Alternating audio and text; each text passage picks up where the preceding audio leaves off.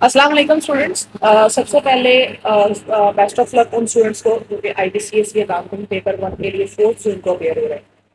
तो इस वीडियो में जो है वो मैं शेयर करूंगी आपके लिए कुछ टिप्स एंड ट्रिक्स जो कि आप यूज़ कर सकते हो कि आपने पेपर किस तरीके से करना है, उसका क्या मेथड है और कैसे आप अपनी मिस्टेक्स कम से कम कर सकते हैं। तो मोस्टली ऐसे क्वेश्चन जहाँ पर स्टूडेंट्स की मिस्टेक्स बहुत ज़्यादा हो रही होती है। नंबर 1 एरर्स, ठीक है। किसी भी एरर की वजह से प्रॉफिट पे या ग्रॉस प्रॉफिट पे क्या इफेक्ट आ रहा है, ठीक है। वो एंट्रीज, वो एरर्स मैन्युफैक्चरिंग अकाउंट में भी हो सकते हैं, ठीक है। इसके अलावा इनकम स्टेटमेंट में किसी भी साइड पे कैपिटल एक्सपेंडिचर और रेवेन्यू एक्सपेंडिचर बना दिया है, किसी भी तरह का एरर जो है वहाँ पे दिए जा सकते हैं।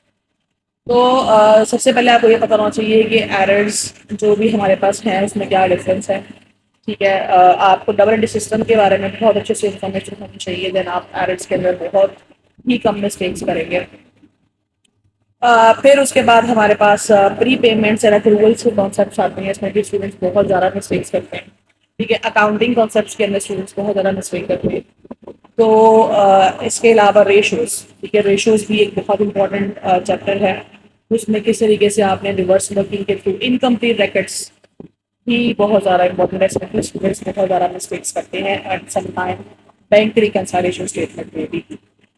तो ये सारे वो टॉपिक्स हैं जहाँ पर मोस्टली स्टूडेंट्स की मिस्टेक होती हैं। तो आप ट्राई करें कि आपने ये चैप्टर अच्छे तरीके से क्लियर करके जाना। फिर उसके बाद जैसे ही पेपर आपके पास आता है 30 सेकेंड्स में अगर आपसे MCQs हो रहा है सो इट इज़ गुड।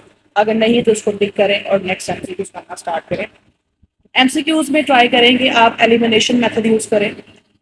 उसका मतलब ये है कि जैसे कि हमारे पास 4 ऑप्शन होते हैं हर क्वेश्चन में।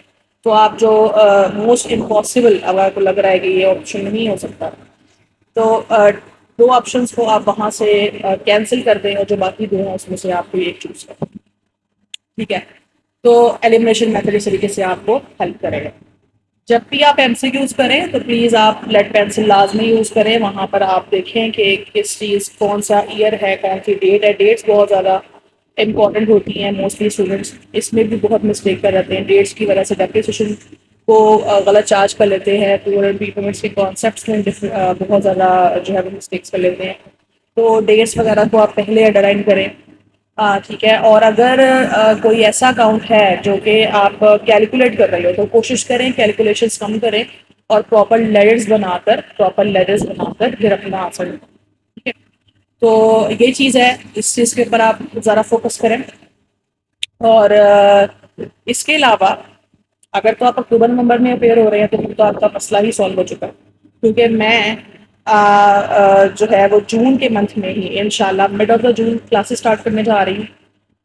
IGCSE accounting, business, A levels accounting और ए लेवल्स बिजनेस के सब्जेक्ट्स के लिए, जिसमें हम पहले 3 मंथ्स के अंदर सारी कंटेंट पॉइंट्स को कवर करेंगे एंड देन हम लोग मूव करेंगे पास पेपर प्रैक्टिस की तरफ। लेकिन उसके लिए जो है वो हमारे टॉपिकल पास पेपर्स भी चलेंगे और आपको नोट्स भी मिलेंगे। तो अगर आप अक्टूबर नवंबर में अपेयर हो रहे हैं तो फिर तो आप जो है वो रिलैक्स होकर बैठ जाएं और आप मुझे व्हाट्सएप करें या फिर इस वीडियो के अंदर जो है वो कमेंट करें अगर आपने एडमिशन्स लेने हैं अक्टूबर नवंबर 2026 के टाइम के लिए। और इवन अगर आप मई जून 2027 के टाइम के लिए भी एडमिशन लेना चाहते हैं तो वो भी अवेलेबल है, ठीक है। ओके स्टूडेंट्स, अल्लाह हाफिज़। दुआओं में याद रखें और ये वीडियो सारे स्टूडेंट्स के साथ शेयर करें। अल्लाह हाफिज़।